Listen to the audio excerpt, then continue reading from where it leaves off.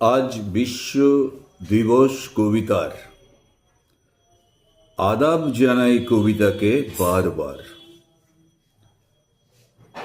এই উপলক্ষে আমি একটি কবিতা লিখেছি। কবিতার নাম স্বর্গ। স্বরচিত সেই কবিতাটি আমি পাঠ করছি।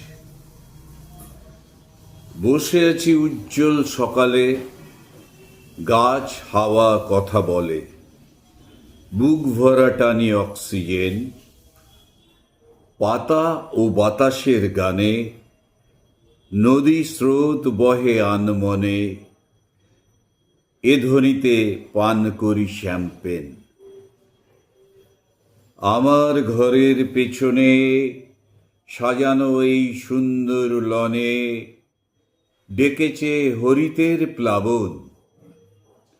ঝর্ণা যন্ত্রে তৃণর মেটে তৃষ্ণা, ঘাসেরা সজীব হরিত বর্ণা, ঘুঘুর ডাকে উদাসী মন। আমার ঈশ্বর এই নিসর্গ, এটাই আমার কাঙ্ক্ষিত স্বর্গ। কি দরকার দূরে দূরে ভ্রমণ? রঙিন ফুল, হরিতের আড়ম্বর, এখানেই আছেন ঈশ্বর।